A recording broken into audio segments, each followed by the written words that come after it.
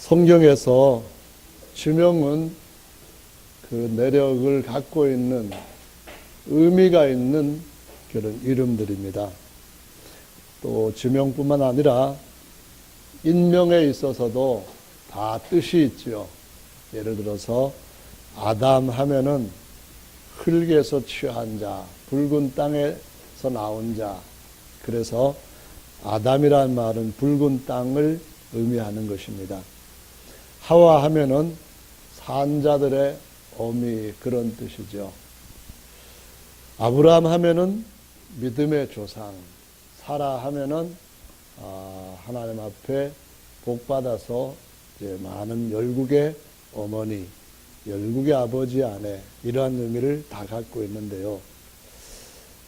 선지자들의 이름도 하나님께서 어떠한 교훈을 주시기 위하여 다 뜻을 그렇게 갖게 하셨고, 그 뜻에 맞게 하나님도 자신을 나타내 주셨습니다. 그래서 오늘 이 본 말씀은 엘리야에 대한 이야기입니다. 엘리야와 하나님과 엮여져 있는 이야기, 또는 엘리야라고 하는 이름을 통하여 그 뜻대로 역사하시는 하나님에 관한 이야기라고 할 수 있겠습니다. 엘리야라고 하는 이름의 뜻은 무엇일까요?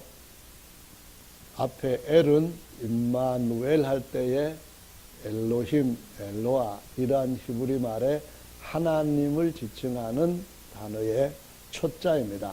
그래서 줄여가지고 엘이라고 하죠. 벳엘 하면은 하나님의 집, 임마누엘, 하나님이 함께 하신다, 그런 말이고요. 야라고 하는 말은 할렐루야 이렇게 할 때처럼 하나님 야훼를 찬양하라, 그래서 야훼 줄임말입니다. 그래서 야라고 하는 것은 엘리야라고 말을 합쳐가지고 이름을 지었을 때 야훼는 하나님이시다, 그런 의미입니다.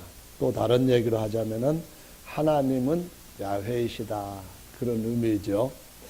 이 엘리야의 뒤를 잇는 자가 그 뒤에 이어지는 16절 말씀에 보면은 엘리사라고 나옵니다.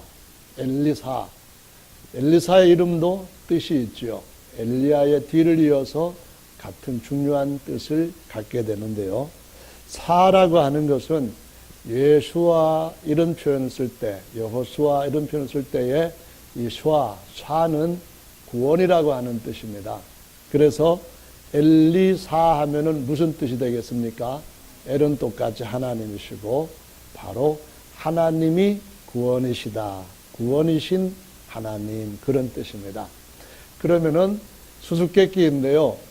엘리야와 엘리사를 합치면은 어떤 이름이 나올까요? 엘리야와 엘리사를 합치면 어떤 이름이 나올까요? 예수님. 네, 예수님은 만병통치약이고 모든 것의 해답입니다. 맞았다고 하겠습니다. 엘리야와 엘리사를 합치면은 이사야가 나옵니다. 이사야는 바로 하나님께서 구원이신데 야훼는 구원이시다, 그런 의미로 이사야, 그런 의미로 썼습니다. 그래서 선지자들의 이름을 통하여서도 하나님께서 하나님의 일하시는 그 뜻을 나타내 주셨는데, 오늘 이 본문 말씀에 보시면은 엘리야가 힘이 많이 들었습니다. 야고보서 말씀에 보면은 엘리야는 우리와 성정이 같은 사람이로되라고 표현했는데요. 우리의 약한 모습도 그대로 갖고 있던 그런 엘리야였었습니다. 선지자들을 계속해서 아합 왕과 그의 아내 이세벨이 죽였습니다. 그리고 그 앞에 보시면은 18장에서 아주 큰 사건이 한번 스치고 지나갑니다. 무슨 얘기인지 혹시 알고 계시는가요? 18장에 보면은 이세벨과 아합이 섬기는 그 우상들이 나오고 우상을 섬기는 선지자들이 나옵니다. 그래서 바알이라고 하는 우상하고 아세라라고 하는 우상하고 남자, 여자 그런 우상입니다. 근데 850명이나 왕의 비호를 받으면서 이스라엘, 북쪽 이스라엘 전역에서 우상 숭배를 계속 퍼뜨리고 있었습니다. 그래서 엘리야가 그들한테 제안을 했죠. 하나님이 진짜 누구냐? 너희들이 믿는 하나님이 진짜 하나님이냐? 내가 믿는 야훼가 진짜 하나님이냐? 이 싸움을 갈멜산으로 선지자들 850명을 모아가지고 걸게 되었습니다. 그래서 어떻게 했죠? 너희들은 너희 신의 이름을 부르라. 나는 나의 하나님 야훼를 부르겠다 하고 너희가 숫자가 많으니까 먼저 해라. 그렇게 제안을 하고 시작을 하게 됩니다. 그래서 거기에서 거짓 선지자 850명이 죽임을 당합니다. 왜냐하면은 바알이라고 하는 신은 태양신인데 12시부터 2시까지가 제일 힘빨이 센 때인데 그때도 소리 지르고 춤추고 온갖 할 수 있는 일을 다 했는데도 바알이 응답을 안 한 겁니다. 무슨 응답입니까? 제물을 올려놓고 바람에 불을 놓지 말고 하늘에서부터 응답된 불 가지고 진짜 신을 가르자 했는데 850명이 한꺼번에 소리 지르고 찬양하고 춤추고 예배하고 그랬으면 굉장했을 겁니다. 그런데 조용하니까 엘리야가 조롱을 합니다. 너의 신이 지금 주무시는가 보다. 외출 중인가 보다. 귀가 먹었나 보다. 막 그렇게 하니까 이 거짓 선지자들은 정말 부끄러웠겠죠. 몸을 막 이렇게 칼로 찢으면서 이렇게까지 우리가 하나님 앞에 헌신하는데 왜 하나님 응답 안 하십니까? 했는데 응답이 안 됐습니다. 왜냐하면은 죽은 신들은 응답을 할 수가 없습니다. 그런데도 나중에 보면은 하늘에서 불이 내려오는 일이 있을 것이라고 우상 숭배자들에게 있을 기적을 얘기합니다. 계시록에 나와 있는 이 기적은 하나님께서 일단 허락을 하실 때는 사단과 그의 사자들도 굉장한 기적들을 행하실 수 있다고 하는 사실을 보여주는 겁니다. 지금 여기에서는 하나님만이 신이신 것을 하나님께서 보여주시고자 그들이 무슨 짓을 해도 어떤 일도 일어나지 않도록 막으십니다. 모든 권세는 하나님 손안에 있는 줄로 믿습니다. 엘리야는 무너진 단을 다시 수축하고 거기에다가 재물을 올려놓고 3년 반 동안 비가 오지 않았는데도 물을 12통이나 길러다가 그 위에다 붓습니다. 왜냐하면은 그것은 하나님께서 그들에게 응답해 주실 것이라고 하는 믿음뿐만 아니라 그 모든 자신들의 것을 바친다고 하는 헌신입니다. 불이 안 내려와 가지고 850명이 지켜보고 있는 자리에서 재물에 불을 붙이지도 못하게 하고 물까지 거기다 12통 갖다 붓는다고 하는 것은 이거는 어떻게 보면 무모한 일입니다. 사람의 먹을 물이 없을 때에 얼마나 그것이 심각한지를 안다면은 물 12통 거기다가 왜 갖다 붓습니까? 그렇지만은 두 가지 의미가 있습니다. 첫째로는 우리 하나님은 예배를 받으시기에 합당한 분이시다. 우리 하나님은 우리의 최고의 헌신을 받으시기에 합당한 분이시다. 그것이 첫 번째 깔려 있습니다. 우리가 어려울 때일수록 하나님을 더욱더 존경하고 공경하고 받들면은 하나님은 감동하시고 인간처럼 더욱더 큰 은혜로 은혜 베풀어 주시고 복 주실 줄로 믿으시기 바랍니다. 아멘. 그래서 사실 대전서 오시는 것보다 부산서 오시면 복을 더 많이 받지 않을까 그런 생각도 해봅니다. 어쨌든 두 번째 의미는 그겁니다. 앞으로 3년 반 후에 반드시 장마비가 올 것이다. 그 하나님의 약속을 믿고 있었기 때문에 하나님 앞에 그런 복을 받기 위하여서 우리는 가장 귀한 이물을 하나님 앞에 감사함으로 믿음으로 드린다고 하는 의미였습니다. 실제로 이 거짓 선지자들 다 멸하고 난 뒤에 하늘에서 엄청난 비가 쏟아지고 그 다음부터는 정상적으로 하늘에서 우로를 내린 줄로 믿으시기 바랍니다. 아멘. 이런 사건이 먼저 19장 앞에 있다는 것입니다. 이것은 바로 구약과 신약의 요런저런 단면들을 보여주는 것이죠. 구약에서 보시면은 모세가 엘리야가 지금 갔던 호렙산, 다른 말로 하면 시내산입니다. 이 시내산 앞에서 하나님의 율법을 받게 됩니다. 그런데 이 율법을 받기 전에 모세가 했던 일이 있습니다. 애굽에서 모세가 했던 일 가운데 가장 중요한 일이 뭡니까? 그것은 장자들이 10번째 재앙에 죽어가는 그것이 아니었습니다. 하나님께서 모세를 통하여서 애굽에서 보이시고자 하시는 더 중요한 것은 출애굽기 12장 12절 말씀에 기록이 되어 있는데, 노인 모세의 손을 통해 가지고 애굽의 그 거대한 나라 모든 사람들이 믿고 그 거대한 나라를 온 세상 사람들이 다 지켜보는 가운데서 신들을 전부 다 심판해 버린 것이었습니다. 모든 신들은 헛것이라고 하는 것을 증명해 보인 것이었습니다. 할렐루야. 열방의 신은 헛것이요, 우리 하늘에 계시는 하나님은 진짜 만물을 창조하시고 지금도 사셔서 역사하시는 하나님이신 줄 믿습니다. 그런 기적을 일으켰던 것처럼 오늘 엘리야도 850명의 거짓신 섬기는 자들을 전부 멸해버린 사건입니다. 그럼에도 불구하고 그 왕비 이세벨이 엘리야를 죽이겠다고 이를 가하니까 거짓 신보다도 여자의 어떤 도끼 같은 것이 더 무섭게 느껴졌는가 봅니다. 어쩌면 이렇게 우리와 성정이 같은지 모르겠습니다. 남자들이 심각하게 가만히 있는 걸 보면은 나는 아닌데 이렇게 지금 말씀하시는 것 같은데, 그런 분들한테는 더 보기 있으시길 바랍니다. 웃으시고자 하는 말이고요. 진짜로 이세벨이라고 하는 이방에서 온 이 여자가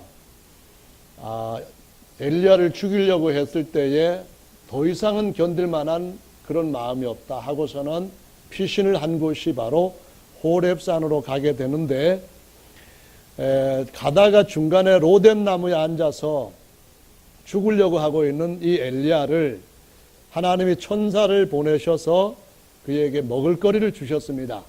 숯불에 구운 떡과 한 병의 물을 주시고 또 숯불에 구운 떡과 한 병의 물을 주셨습니다. 이거는 옛날에 엘리야가 그리 시냇가에 숨어 있다가 거기서 하나님이 먹을거리 갖다 줬던 그런 것 같은 공급을 또 한 번 주시면서, 엘리야야, 옛날에도 내가 너를 이렇게 붙들고 있었는데 왜 지금 이렇게 앉아서 의기소침해지고 용기 잃어버리고 실망하고 있느냐, 그렇게 지금 다독거리시는 모습이죠. 그리고 난 뒤에 그가 떡과 물 먹은 그 힘을 가지고 40일 40주야를 걸어서 호렙산에 이르렀다고 말씀합니다. 이것이 모세가 산에 올라가지고 40일 동안 아무것도 먹지도 마시도 않은 상태에서 율법을 받아가지고 내려오던 것과 같은 체험입니다. 오히려 그만큼 걸어가는 것, 높은 산에 올라가는 것 비슷할 정도로 대단한 체험입니다. 오히려 이 체험은 예수께서 우리에게 주시고자 하시는 새 언약 시대를 열 것에 대한 하나의 예표입니다. 다시 말하자면은 하나님은 야훼이시다, 야훼만 하나님이시다, 거기에서 그분이 임마누엘 하셔가지고 하나님이 구원이 되셨다, 이는 자기 백성을 저희 죄에서 구원하실 예수시다, 이렇게 말씀하시는 새로운 언약 세계로 들어갈 것을 위하여 주께서 공생에 처음으로 40일 동안 금식하신 그 모습, 광야에 가서 시험을 받으시며 사람이 떡으로만 사는 것이 아니라 하나님의 입에서 나오는 떡으로 산다라고 증거하셨던 그걸 보여주시는 겁니다. 사람이 그냥 사람이 먹어야 할 영혼의 양식이 없는 상태에서는 40일 동안 산에 올라가서 두 번이나 모세처럼 추위에 떨었을 때에 살지 못합니다. 그렇지만 하나님은 인간이 인간답기 위해서는 그 속에 있는 영이 강건해야 된다고 하는 것을 보여주시기 위하여서 하나님의 말씀, 구약의 말씀, 진짜 참떡도 아닌 그런 떡을 받아가지고 내려오는 40일 동안 두 번이나 모세를 든든하게 만들었을 뿐만 아니라, 모세가 두 번째 올라갔다 내려올 때는 얼굴에 광까지 나오는 그런 역사를 보여주신 것을 믿으시기 바랍니다. 그 모든 것들이 예수께서 이 땅에 처음 오셨을 때는 초라한 모습으로 오셨지만 두 번째 오실 때는 온몸 전체가 영광의 형상을 입고 오실 것임을 보여주는 그림 조각입니다.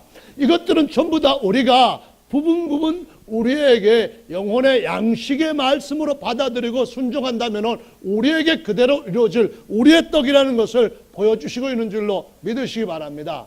아멘. 우리가 하나님의 말씀을 먹고 산다면 40일을 밤낮 걸어서라도 하나님께서 만나시고자 하시는 그 자리에 갈 수 있는 줄로 믿으시기 바랍니다. 우리가 말씀을 먹고 했다고 하는 그 처음 마음을 끝까지 잘 지키고 있다고 한다면 우리를 가장 높은 하늘의 시온산으로 끌어올리시는 그 자리에도 반드시 이룰 수 있게 될 줄로 믿으시기를 바랍니다. 할렐루야. 아멘. 여기서부터 이제 하나님이 만나시고자 하시는 장소까지 이동은 끝났습니다. 하나님이 나타나시기를 기다리고 있습니다. 굴에 들어가 있는 그 엘리야에게 하나님께서 찾아오셨습니다. 하나님이 엘리야야 엘리야야 부르십니다. 너 왜 여기 있느냐 했을 때에 하나님, 제가 하나님을 향한 열심이 남들보다도 특별히 심한데 제가 하나님의 말씀으로 하나님의 말씀을 선포하지 않는다면 제 심중이 타는 것 같은 그런 뜨거움과 고통이 있는데 이 이스라엘 백성들이 제가 말씀을 전할 때마다 계속해서 핍박하고 선지자를 다 죽여놨는데 남은 하나까지, 저 하나까지 죽이려고 합니다. 이렇게 하나님 앞에 말씀을 드렸을 때에 이 말씀을 로마서 9장의 말씀에 보면은 이렇게 말합니다. 엘리야가 하나님 앞에 자기 백성을 참소했다는 말로 표현하고 있습니다. 자기 백성의 허물에 대해서 하나님 앞에 이렇게 지금 잘못하고 있는데요, 저것들이 저렇게 하니까 제가 여기에 쫓아서 도망을 올 수밖에 없었는데요, 이렇게 말씀을 했다고 얘기를 하고 있습니다.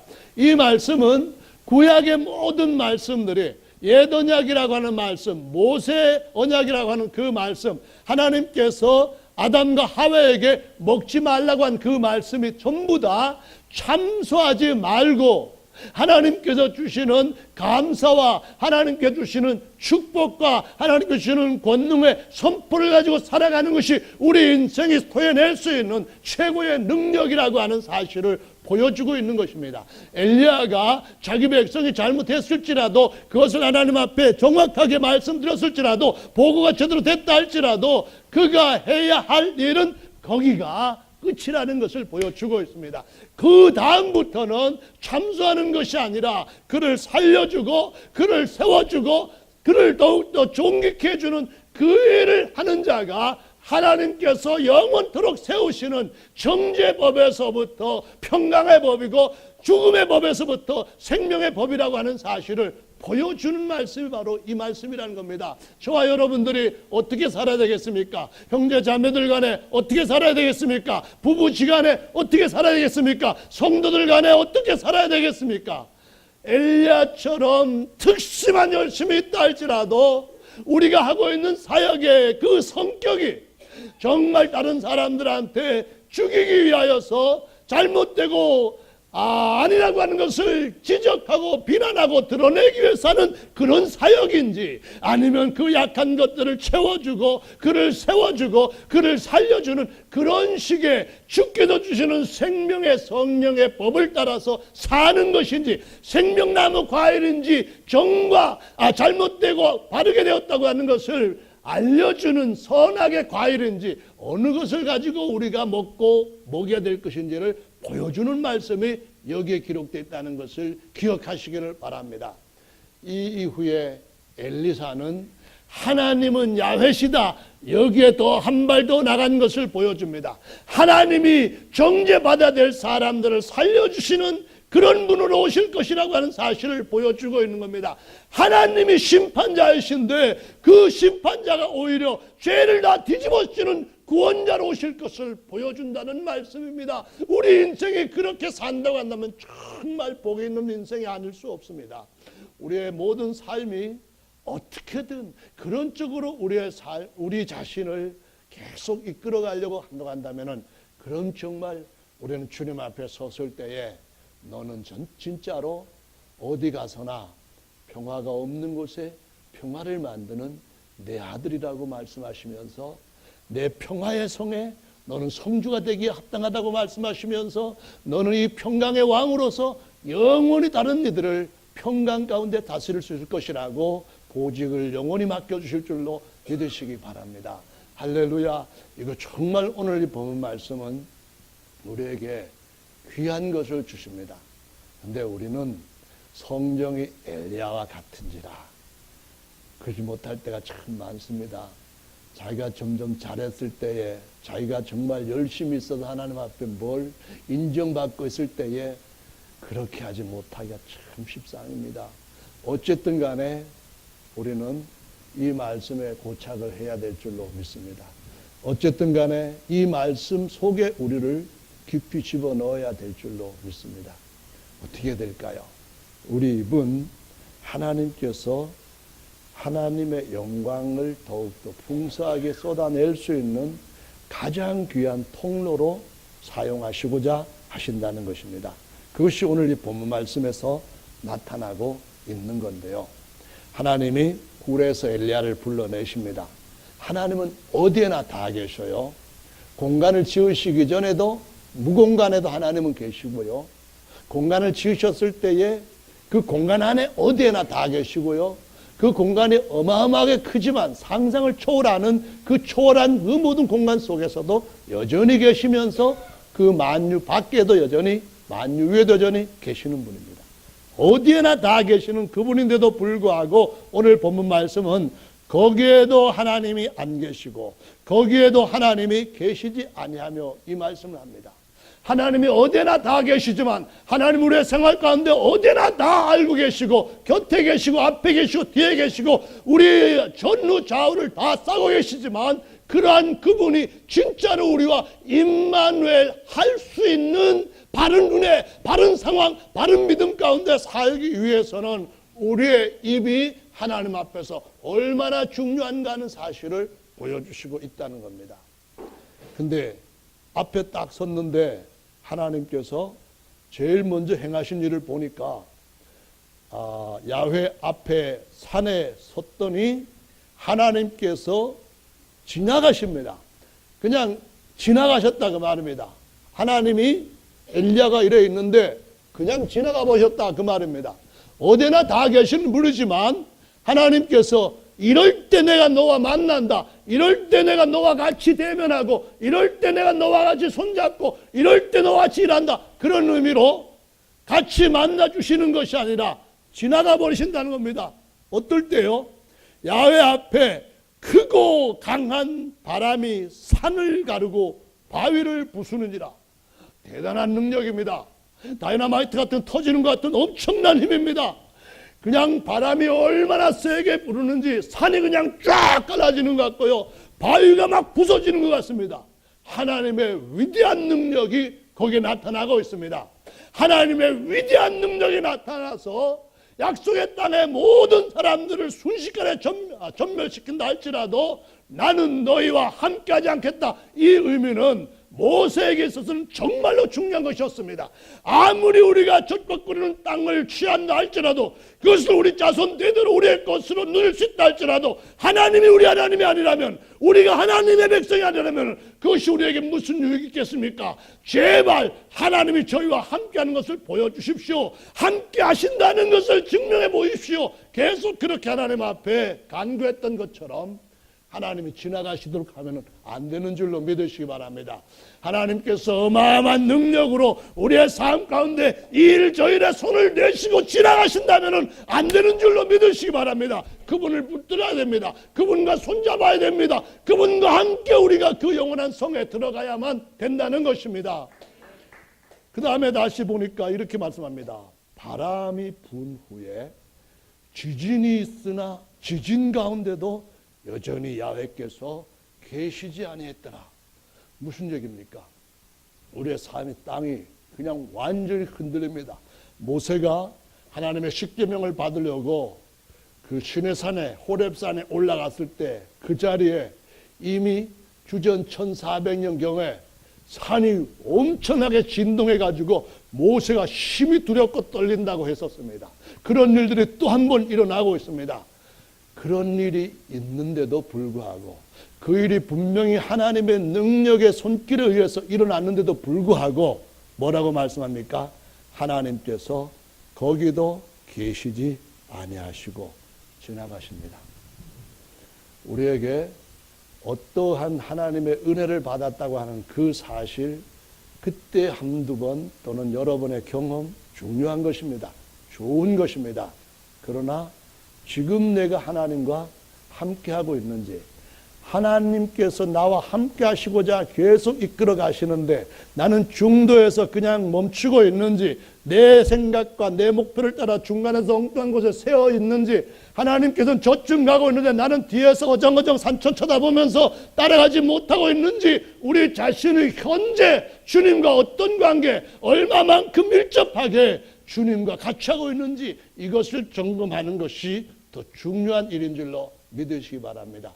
우리 끝이 주님과 늘 동행함을 통해 가지고 잘 마무리되되 그 영원한 영광의 성에서 우리의 몸이 변화된 상태에 주님과 완전히 하나 되는 이 복이야말로 최고의 복이기 때문에 주님이 우리 앞에서 대면해서 친구같이 말씀하실 수 있도록 그런 삶을, 옛날 이런 은혜 받았는데, 전에는 나도 기도 열심히 했는데, 그제는 정말 나도 주님 앞에 남보다도 열심히 성경 읽고 봉사하고 헌신했는데, 그것이 아니라 지금, 앞으로 주님이 오실 때까지 그 모든 시간들 어떻게 보낼 것이 중요한지, 어떻게 보내는 것이 진짜 중요한 것인지를 오늘 이 시간에 우리 스스로에게 물어보고 다짐할 수 있는 그런 시간이 되기를 바랍니다.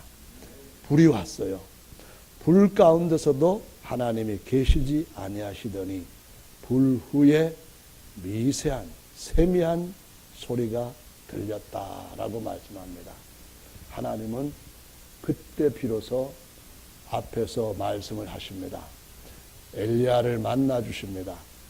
엘리야에게 그가 했던 일들에 대해 가지고 수고했다. 이제 너는 내 할 만큼은 다 했으니까 엘리사에게 넘겨라. 이런 말씀을 하시면서 그 엘리야를 불병과 불말로 태우시고 하늘로 데리고 가십니다.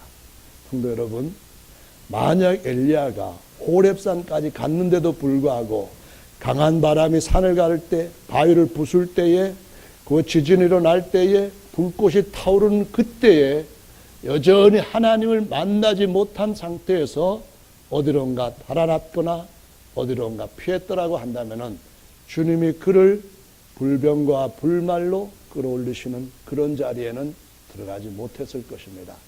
근데 여러분, 우리 주님께서 우리를 공중 구름 가운데로 최고의 하나님 마차에 우리를 태우신 그날까지 주님 얼굴 대면에서 분해일처럼 야곱이 야복강에서 하나님 얼굴 뵙고 하나님과 함께 동행함으로 계속 그에게 떠오른 의의 태양이 함께 비추었던 것 같은 그러한 삶을 사는 저와 여러분들 되시기를 예수님의 이름으로 축원합니다. 아멘. 그래서 이것이 신약 성경 말씀에서 하나님께서 우리를 거듭나게 하실 때 하나님의 아들 되는 새로운 신분을 주셔서 아들로 낳은 자들에게 하나님이 지으신 모든 것, 하늘도 주시고 그 안에 있는 땅들도 주시고 그 안에 있는 천사들도 주시고 모든 것을 다 유물로 주실 때 하나님의 아들로 다시 태어나는 그 중요한 징조를 어디다가 두셨습니까? 주님이 우리 안에 오셔서 말씀하시는 것입니다. 성령이 우리 안에 오셔서 말씀하시는 겁니다. 요한복음 3장의 말씀에 보시면은 이것을 주님이 말씀하실 때에 퓨뉴마가 부는 것처럼 그렇게 표현합니다. 퓨뉴마라고 한 단어는 요한복음 3장에서는 영으로 번역이 되었지만은 다른 데서 똑같이 바람으로도 번역이 되었습니다. 바람이 부는 것처럼 영으로 나는 것처럼 이 말씀을 하시면서 하나님께서 우리 안에 오셨을 때에 하늘 쪼개는 바람보다도 반석을 부숴내는 그런 성령의 역사보다도 더 중요한 역사는 우리 안에 주께서 들어오셔서 성령이 말씀을 하시되 너는 내 아들이다. 내가 오늘 너를 낳았다. 나는 너의 아버지가 되고 너는 내 아들이 되리라. 아들이면 자녀 곧 하나님의 후사이니 그리스도와 함께 하나님의 영광을 받기 위하여 우리가 어떻게 살아낼 것인지 성령께서 너를 양육하시고 온전한 후사 자리까지 훈련하실 것이다. 이 말씀을 듣고 그 가운데서 주님과 계속 동행하도록 하기 위하여 오순절날 성령 처음 임하는 그날, 인류 역사에서 처음으로 사람이 다시 태어나게 하시는 그날 강한 바람이 불었습니다. 아직까지 하나님이 그들 안에 계신 것이 아니었습니다. 불꽃이 사람들 머리 위에 이글거리고 있습니다. 여전히 아직까지 하나님이 그들 안에 계신 것이 아니었습니다. 성령이 그들 안에 오셨을 때에 성령이 말해 가심을 따라 그들 말이 아닌 성령이 주관하시는 말이 튀어나오기 시작했습니다. 이것이 요한복음 3장 14절에서 주님께서 우리를 구원하실 때에 우리를 죄에서 구원하시고 하늘까지 끌어올리시는 하나님의 아들로 세우시는 그 증표가 뭐라고 말씀하셨는가 하면은 인자도 놋뱀이 들렸던 것처럼 들려야 할 것이라고 말씀합니다. 놋뱀이 들렸던 것처럼 할 때 사단이 그 머리가 예수님 십자가 달릴 때 깨졌구나 그것까지만 생각하면은 구약 성경을 제대로 정확하게 읽고 받아들이는 것이 아닐 수도 있습니다. 거기에 한 걸음이 더 들어가야 됩니다. 거기에 뭔가 더 한층의 깊이가 있습니다. 그것이 바로 불뱀이 나왔던 이유가 사람들이 원망하고 불평하는 그것 때문에 불뱀이 그들을 물기 시작했고 죽기 시작했다는 겁니다. 그것 때문에 하나님께서 죽어가는 사람들한테 불뱀을 달게 하셨다는 겁니다. 무슨 이유입니까? 인류는 처음서부터 마음속에 하나님이 주신 충분히 선한 것들이 있었는데 불구하고 도에 넘치는 신분에 넘치는 탐욕을 갖게 됩니다. 탐욕을 갖게 되니까 그것을 마귀가 쓰게 됩니다.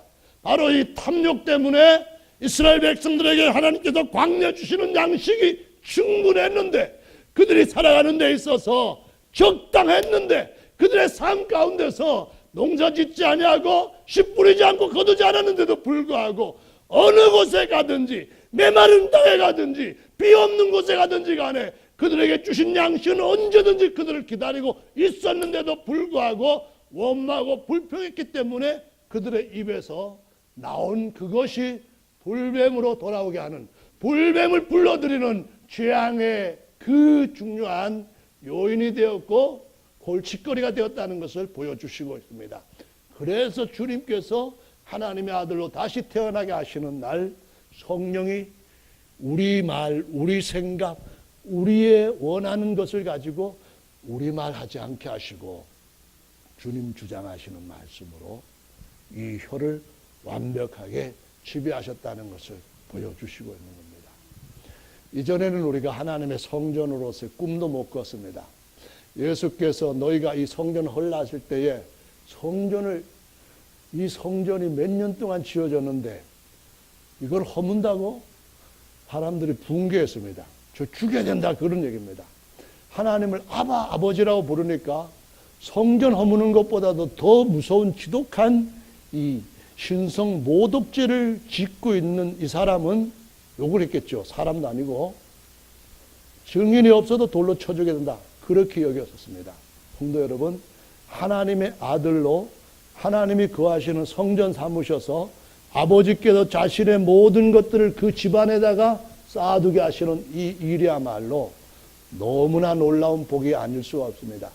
이전에는 우리가 그런 성전에 대해서 꿈을 못 꿨습니다. 로마서 3장의 말씀 보면 10절부터 우리의 목구멍이 열린 무덤이라고 말했습니다. 우리의 목구멍뿐만 아니라 우리의 혀도 악독이 가득하다고 말합니다. 우리의 입도 전부 다 거짓말과 잘못된 것 쏟아낸다고 했습니다. 목구멍, 혀, 입술 모든 것들이 전부 다 더럽고 추악한 독사에서 온 것, 시신 것 그런 것들이 쏟아나오는 무덤 조각이요 죽은 영이 죽어있는 흙덩어리라고 말씀하셨습니다. 거기에 하나님께서 오셔서 이는 내 집으로 세웠다라고 증언하실 때에 우리 입에 증거를 주셨다고 말씀합니다. 근데 여러분, 그러므로 우리 인생에 있어서 그 어떤 증거보다도 더 큰 기적은 산이 깨지고 바위가 부서지고 불길이 타오르고 땅이 흔들리고 어떤 기적보다 더 큰 기적은 주님이 우리를 그의 거룩한 불에 바르시는 것입니다. 주님이 우리를 그분 앞에 제물로 받으실 수 있도록 우리의 생각과 우리의 마음과 우리의 몸까지 주님 받아주십시오 하면서 주께서 불을 우리 가운데 내리시고 주께서 우리를 연락하는 제물로 받으실 때 주께서 우리 혀에다가 내가 너를 연락했다고 내리시는 그 불길, 그 성령의 말하심, 그 도장 찍으심, 그 하나님의 인증하심이 주님께서 우리에게 주시는 최고의 변화요 큰 축복인 줄로 믿으시기 바랍니다. 그래서 우리 인생은 그 다음부터 혀가 조정해 가는 것이라고 야고보가 말합니다. 혀가 마치 운전대 역할을 한답니다. 혀가 마치 배의 키 역할. 뒤에 있는 이거 이렇게 돌리면은 배가 이렇게 돌고요. 이렇게 돌리면은 이렇게 도는 그런 역할을 한다고 합니다. 말한테 이렇게 재갈을 물리고 어건해서 이렇게 당기면 말이 이렇게 돌고 이렇게 당기면 말이 이렇게 도는 것처럼 우리 혀가 우리 인생을 결정짓는 것이라고 말씀합니다. 어떻게 해요? 주의 이름을 어떻게 부르냐고요? 우리 입이 다른 이들에게 복을 베푸는 입으로 주님께서 쓰시고자 하시는 줄로 믿으시기 바랍니다. 왜 이렇게 인생이 꼬이는 건지 모르겠어. 앞으로 될 게 없어. 그런 얘기가 아니라 주님께서 계시기 때문에 된다는 겁니다. 주님께서 나와 함께 하시기 때문에 내가 주님을 만나고 주님께서 나를 만나 주셨기 때문에 된다는 겁니다. 주님의 선하신 뜻이 그 어떤 것도 막을 수 없도록 완벽하게 이루어질 것이기 때문에 우리는 주님 안에서 모든 삶 소망을 성취한 것을 보게 될 것이라는 말씀입니다. 여기에 저와 여러분들이 특심 있는 은혜를 얻게 되시기를 다시 한번 예수님의 이름으로 축원합니다. 우리는 평화를 말하고 우리는 다른 사람한테 축복을 말하고 우리는 다른 사람한테 감사를 말할 때에 우리의 삶이 새롭게 창조되어 갑니다. 여러분 집에서 힘들 때에 툭 튀어나오는 엘리야와 성령이 같은 사람이 돼. 엘리야 말 맞습니다. 이스라엘 백성들이 정말 못된 짓 했습니다. 그럴지라도 하나님께서 엘리야에게 엘리야야 네가 나를 야훼 하나님은 야훼밖에 없다고 내 진리가 이것이라고 우상숭배 하면 안 된다고 일계명을 잘 지킬지라도 더 중요한 것은 다른 이들을 살리기 위해 나는 있다고 하는 것을 내가 알았으면 좋겠다. 너도 내가 너를 살린 것처럼 다른 이들도 하늘로 불러 올릴 수 있는 사람으로 세워주는 것이면 좋겠다. 그런 입술로 우리 입이 최고의 능력의 그 지체로서 쓰여지게 된다는 사실을 예수께서 오셔가지고 하나님을 거절한 질그릇들을 깨실 때에 계시록 19장에서 철장으로 질그릇 깬다는 표현으로 말씀을 하시고 있습니다. 우리 질그릇에다가 뭘 담을까요? 우리 속에다가 감사와 축복과 다른 사람들한테 이렇게 저렇게 해서 용기 주고 힘주는 그런 것들을 가득하게 담은 성령 충만 담은 그릇들로 쓰여지면은 주님 다시 오시는 그날 이 질그릇들 하나님의 법궤 아래 예수 그리스도 그 법궤 안에 영원히 두실 금그릇으로 세우실 줄로 믿으시기 바랍니다. 흙그릇 바꿔가지고 완전 정금 금그릇으로 우리 몸 부활시켜 주시고 변화시켜 주시는 예수님의 영광 형체처럼 되게 해주시는 그날 위해서 어떻게 되겠습니까? 그릇 입구를 좋은 것을 쏟아내는 그러한 그릇으로 주님 앞에 잘 관리받고 통제받게 되시기를 바랍니다. 실제로 아무리 좋은 금그릇이라 해도요, 이 세상에 있는 그릇, 금그릇이라 해도 거기다가 꾸정물 담아 놓으면은 살살살살 흔들고 다듬 이렇게 어루만지고 흔들고 쏟아도 꾸정물 나옵니다. 그렇지만은 그 안에 꿀을 담아 놨으면은 발로 뻥 차서 깨져도 꿀 나오게 되어 있습니다. 우리 그릇이 이 안에 뭐가 가득 찼는가 그거를 생각하면서 억울한 일을 좀 당해도 부당한 대우를 좀 받아도 내 안에 뭐가 담아졌을까? 뭐가 나와야 될까? 이것 좀 생각하시면서 감사 나오시면 좋겠습니다. 아멘. 다른 사람 축복하는 그거 나오시면 좋겠습니다. 다른 사람한테 잘했다고 칭찬 나오시면 좋겠습니다. 그것은 우리 인생을 곧 가장 좋은 자리로 이끌어가는 우리의 삶의 최고의 이 키인 줄로 믿으시기 바랍니다. 앞으로들 나오셔서 주님 앞에 같이 기도하는 시간 함께 갖겠습니다.